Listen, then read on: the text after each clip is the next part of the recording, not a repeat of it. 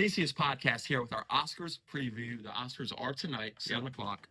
Randy's going to take us category by category. I'm going to give my predictions. We're going to talk about it a little bit. Randy's going to hit us with the actual updated live odds on the winners. Yep.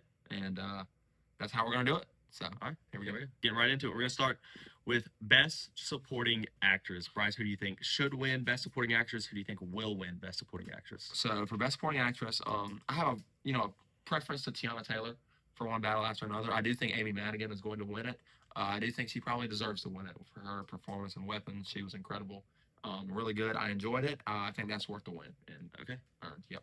All right, so Best Supporting Actress, the odds-on favorite is Amy Madigan for Weapons at -125. Tiana Taylor right behind her at +230. And then Wunmi Masaku for Sinners is +320. Yeah. Those are the top three candidates. But like you said, Amy Madigan for Weapons is the odds-on favorite. We'll move on now to Best Supporting Actor. Yeah. Best Supporting Actor, Bryce. Okay. Who are your picks for that category? So I think Sean Penn is the favorite for that. I do believe, and I do think he deserves to win it. Okay. He was incredible. He was the best performance, I thought, in one battle after another. He stole the show every time he was on the screen. Deserves to win. My pick for the win. I also really enjoyed Stellan Skarsgård, and in sentimental value as well as Jacob Elordi. I thought he did give a really good performance for Frankenstein. I enjoyed it. I got Sean Penn. Okay, that is the odds-on favorite. Sean Penn for one battle after another is -320. Stellan Skarsgård, a distant runner-up, +430 for sentimental value. The third favorite would be Delroy Lindo at +750 for Sinners. Yeah. You mentioned Jacob Elordi; he's way down the list at +3,500. So if you get on call sheet, there, throw a punt. $100 to win 3,500. Probably not going to happen, but donation. I thought, decent performance, I guess. Yeah. So I enjoyed it. All right, moving on. What do you have next? Best Actress? Actress, yeah. We'll do Best Actress next. Bryce, who are your picks for Best Actress? There's one heavy favorite. Absolutely. I do think this is the biggest runaway. Jessie Buckley in Hamnet gave one of the best lead actress performances I've seen in a long time. I thought she was that good and is that deserving of the win tonight. And then shout out Rose Byrne for If I Had Legs, I'd Kick You. So should be who's floating around second place. Jessie Buckley -4,000. The longest odds, I think, of any... maybe any category in general. Jessie Buckley -4,000 for her performance in Hamnet. A lot of politics when it comes to the Oscars. This is probably like a double case of the politics and the performance. And that's how you get to -4,000.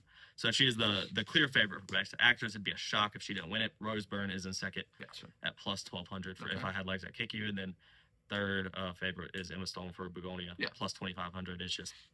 It's just a runaway in Best Actress. Best Actor is a little tighter. The odds actually just switched recently. Okay, so this one is going to be a slugfest without a doubt, and we knew this.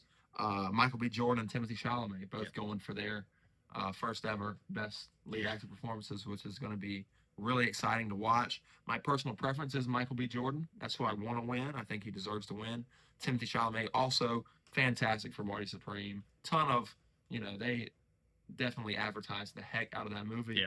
And it was good too, and he gave a great performance. So I have Michael B. Jordan. I can't wait to see how it shakes out tonight. Yeah, Michael B. Jordan is now the favorite. That just switched recently for Sinners. He is -160.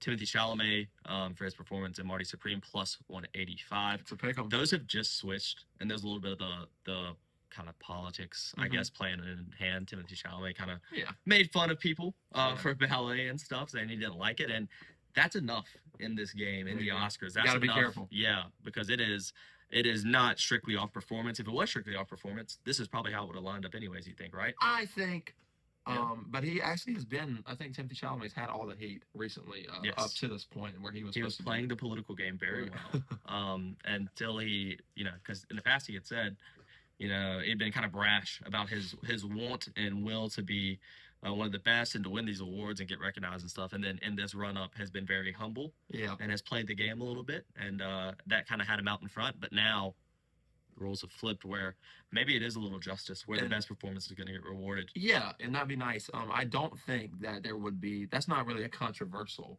thing. I don't think him losing and Michael B. Jordan getting that win, that shouldn't be controversial because of how well, Michael B. Jordan performed. And, with him winning – at the Golden Globes as well. I mean, it's going to be and if people are reacting to this, I believe voters can vote pretty early in this cycle. So Timothy Chalamet may have already locked in a decent lead Yeah, we'll see. before he tripped over. So that might be, if you're gonna bet on the Oscars, that's some juice there.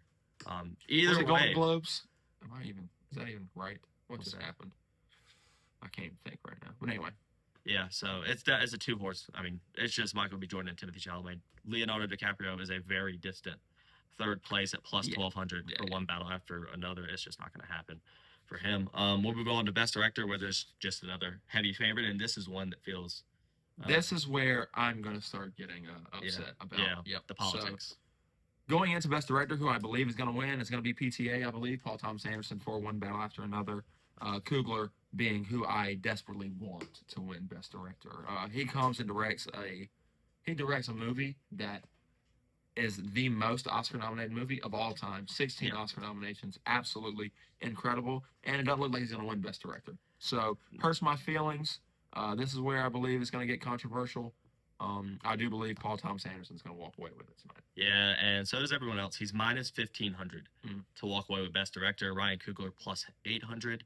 And that's just kind of, where this award show just kind of loses it for me. Because it's just like, if we're not having an award for who actually is the best, we're doing it for who can, make the most friends. Yep. And it's just like, why are we, they're going around, seeing who can, oil each other up the most pretty much at this point. It's just like, why even do it? But, I guess that's just how it is. Who can play the campaign game the most, which is, that's just how the political game works. So, sticking with the same mold, another one where,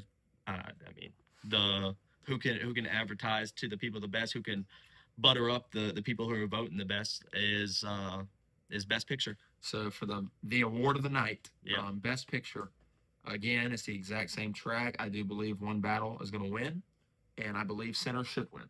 Yep. So I don't know how you can have the most Oscar-nominated movie of all time and not be the best movie that year, And I don't think it's the best movie. I watched one battle after another and enjoyed it greatly. I do think it's a great film. Yeah. Very unique cinematography style. And it's resembled a lot of great movies in the past and pulled from a lot of different types of things. But I don't think it holds up to Sinners. I don't. But again, I don't think it's going to win. So I believe one battle is going to walk away with it tonight. Yeah. And that is the major categories. That's the major 6 categories right there that we went through. I'm stoked about it. It's the biggest night in Hollywood. I look forward to it, and I'll be glued to TV for sure. Yep. So that's it. One battle after another is the heavy favorite, minus 400. Sinners at plus 300. No other movies even close.